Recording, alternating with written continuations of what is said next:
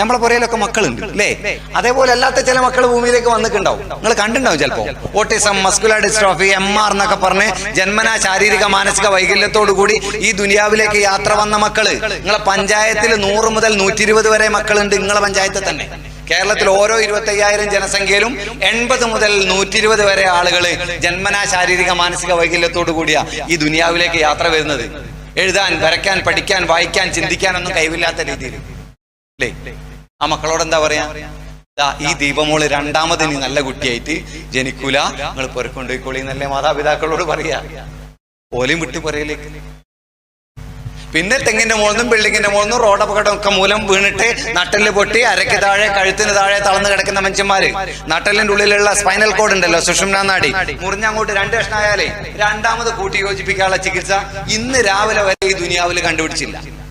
Regenerate ചെയ്യാത്ത ഞരമ്പ, പുനരുജ്ജീവിക്കാത്ത ഞരമ്പാണ് ശരീരത്തിലെ spinal cord, സുഷുമ്നാ നാഡി. വീട്ടിലേക്ക് വിട്ടോളി. ഇങ്ങനെ ആസ്പത്രിക്കുള്ളിന്ന് മാറാത്ത ദീർഘകാല നിത്യരോഗം മൂലം വീടുകളിലേക്ക് പറഞ്ഞു വിട്ട ആൾക്കാരെ മുഴുവൻ നമ്മളെ പഞ്ചായത്തിലെ വീടുകളിലേക്ക് മടക്കിയ ചെയ്തു. അവർക്ക് ബാക്കിയുള്ള കാലം മുഴുവൻ അഭയവും അത്താണിയും ആശ്രയവും വീടാണ് അല്ലേ?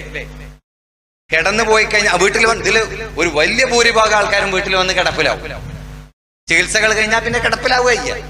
ചികിത്സകൾ പിന്നെ അവസാനിച്ച് കഴിഞ്ഞ് അസുഖത്തിന്റെ ചികിത്സകൾ അവസാനിച്ച് വീട്ടിലേക്ക് മടക്കി വിടുമ്പോൾ തന്നെ ശരീരത്തിന്റെ ശക്തി മുഴുവൻ ക്ഷയിച്ചു പോയിട്ടുണ്ടാവും. രോഗം പലതരത്തിലുള്ള ശാരീരിക അവയവങ്ങളിൽ വ്യാപിച്ചിട്ടുണ്ടാവും. രോഗം മൂലം ഒട്ടനവധി ബുദ്ധിമുട്ടുകളായിട്ട് വീട്ടിൽ വന്ന് കിടപ്പിലാവും. കിടപ്പിലായി കഴിഞ്ഞാൽ ശരീരത്തിന്റെ ആന്തര അവയവ വ്യവസ്ഥിതി മോശവും ബാഹ്യ അവയവ വ്യവസ്ഥിതി മോശവും. നിങ്ങൾ കണ്ടിട്ടോ അറിയില്ല, കിടന്നു കഴിഞ്ഞാൽ തടീന്റെ തൊലിയൊക്കെ പൊട്ടിപ്പോകും. കണ്ടിക്കണം നിങ്ങൾ? ദേഹത്ത് പിന്നെ മുറിവുണ്ടാവും. കിടന്ന് പൊട്ടിയതാ, ക്യാൻസർ വന്ന് പൊട്ടിയതൊന്നുമല്ല.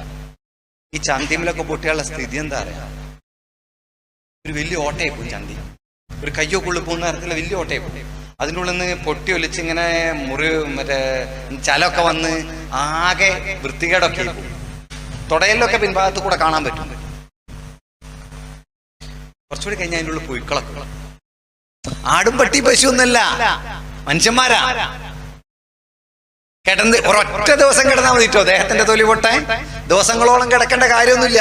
നിങ്ങളും ഞാനോ ഒരു ദിവസം അബോധാവസ്ഥയില് ഒരു കിടക്കേന്റെ ഉള്ളിൽ കിടക്കുന്നൊന്നും ആരും ഈ 2 മണിക്കൂർ കൂടുമ്പോൾ ചെരിച്ചും മറിച്ചും കിടത്തിയില്ല, ചാരി കുത്തിർത്തിയില്ല, പുറം വട്ടത്തിൽ ഉഴിഞ്ഞെന്നില്ലെങ്കിലേ നമ്മളെ തടി അവിടെ അമരുന്ന സ്ഥലത്ത് ബെഡ് സോർ, പ്രഷർ ഇഞ്ചുറി, ശയ്യാവ്രണം ഉണ്ടാവും. കണ്ടുക്കണ വലിയ മുറിവൊക്കെ പൊട്ടിയത് ഭയങ്കര കഷ്ടമാണ്.